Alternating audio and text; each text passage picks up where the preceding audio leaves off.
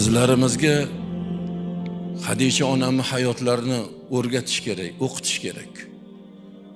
Azvoji mutahharat onalarimizni, sahobiya ayollarning hayotini, tarixini o'qitishimiz kerak. Buni bog'chadan o'qitish kerak. Maktabdan o'qitish kerak. Ularga tushuntirish kerak.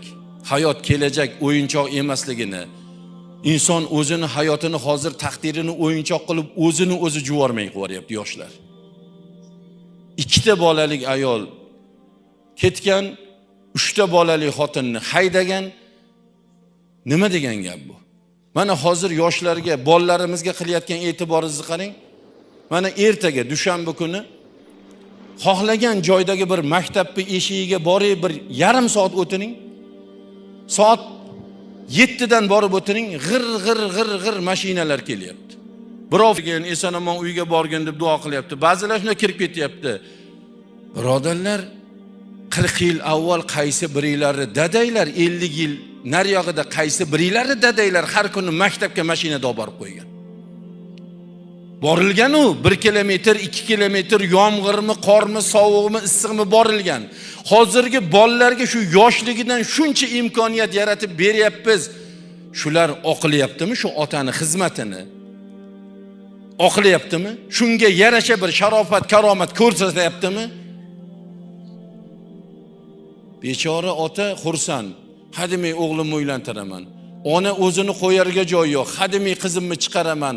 Topganini sandiqqa bosyapti. Topganini qiziga, topganini bolasiga-da uylantiryapti. Endi qo'lim oshga yetdi, og'zim oshga yetdi deganda shuncha yildan beri avasrab, avaylab o'stirgan farzandi boshiga g'am keltiryapti. Tashvish keltiryapti. Kelin ketgan, qiz qaytib kelgan. Nimadan o'rgandik? Turk serialidan o'rgandik. Televizordagi mazza bemazada ko'rsatuvlardan o'rgandik. Boshqa nimadan o'rganardik?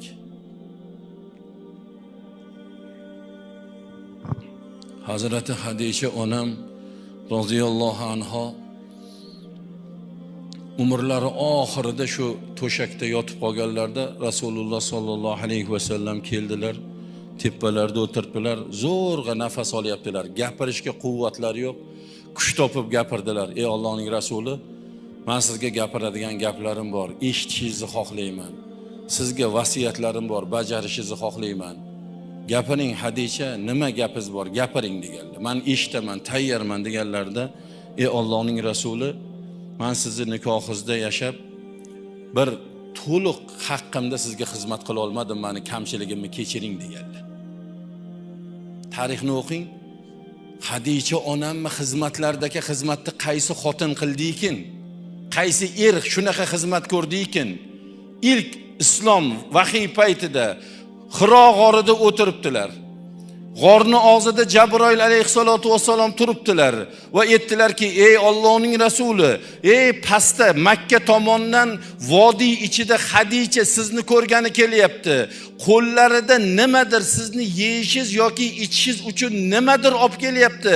Hadicha sizni oldingizga kelganlaridan keyin yo Rasululloh, Hadichaga Allohning salomini aytib, unga jannat bashoratini bering degan zot, men sizga to'liq xizmat qila olmadim, xizmatimdagi kamchiliklarni kechiring deyaptilar. Ey Hadicha, ayol bo'lib sizchalik xizmat qila olmas edi dedilar. Men sizdan roziman, Alloh ham rozi bo'lsin dedilar, duo qildilar. Ikkinchisi Fatima onamni ko'rsatdilar. Ey Rasululloh, mana bu qizim Fatima mendan keyin yetim bo'lib qoladi. Bu Fatimani Quraysh ayollari baqirmasin, nurlik yuzini so'ldirmasin, buni xafa qilmasin. Bu qizim sizga omonat. Siz buni asrang dedilar. Janob payg'ambarimiz sollallohu alayhi vasallam bu Fatima jannat gullaridan bir gulumdir deb Hadicha onamni ko'ngillarini xotirjam qildilar. Rasululloh sollallohu alayhi vasallam bir safarga ketadigan bo'lsalar ham kelib Hazrati Hadicha onamni hovlilariga kelib ko'rib undan keyin ketar ekanlar. Safardan qaytsalar ham to'g'ri Fatima onamni hovlilariga kelib Fatima onamni ko'rib undan keyin hujra-i saodatga ketar ekanlar. Biror bir ziyofatga chaqirsalar Sahobiylar o'sha dasturxondagi bir burda go'shtdan bir burda nonni olib turib, shu ehson sohibiga mana buni oldim. Qizim Fatima bir haftadan beri ovqat yemagan edi. Rozi bo'lsang mana shuni Fatimaga olsam deb o'zlari yemasdan avval Hazrati Fatima onamga bir rizq, bir nasiba olar ekanlar. Uchinchisi, ey Allohning rasuli, men qabrdan qo'rqyapman dedilar. Qarang.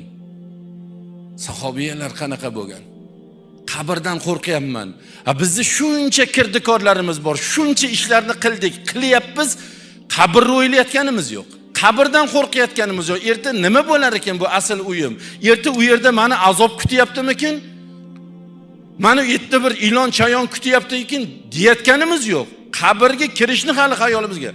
Shu xizmatlarni qilib qo'ygan zot, Rasulullohning vujudlariga, badanlari tekkan zot, rozichiliklarni olgan zot, men qabrdan qo'rqyapman ey Allohning rasuli.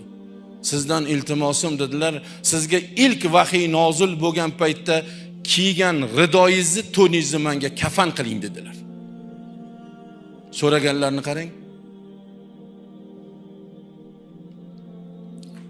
To'nlarini olib kelib, mana Hadicha dedilar, ko'rsatdilar, xursand bo'ldilar, vafot topdilar, yuvdilar, tepalarda turdilar. Kafallayotgan paytlarda Jabroil alayhissalatu vassalom kelib, ey Allohning rasuli, Alloh sizga salom etdi va aytdiki, Hadichani kafani bizdandir deb aytdi. Sizga jannatdan Hadichaga bir kafan berib yubordi. Mana deb qo'llarida bir kafan olib kelgan ekanlar. Hazrati Hadicha onamni nisbatlari ikki kafan sohibasi degan laqablari bor. O'zlari kafalladilar, o'zlari qabrga qo'ydilar. Qabrga yotqizganlardan keyin jasadlarni tepasida tizzalarini, qo'llarini yerga tirab turib bir 5-10 minut turgan ekanlar. Sabot bilan turgan ekanlar. Buni ko'rgan sahobiylar, ey Allohning rasuli, ba'zi sahoba birodarlarni qabrga qo'yganingizda bu holatni ko'rmagan edik. Nima uchun Hadichani tepasida turdiz deganlarda Rasululloh sollallohu alayhi vasallam sahobiylarga, ey birodarlarim, qabr egasini tanimaydi, qabr Hadichani qisib qo'ymasin dedim degan ekanlar. Mana bu gaplarga qaraganda bu mas'uliyatdan agar ibrat olmasak, ayollarimiz Hadicha onamni hayotlaridan, o'sha qabrdan qo'rqaman degan gaplaridan ibrat olib, bugun tasavvurini, bugun amalini o'zgartirmasalar, sho'riga sho'rva to'kilsin. Bu azobdan qutulib bo'lmaydi birodarlar. Bu ahvolda qabrga kirib bo'lmaydi birodarlar.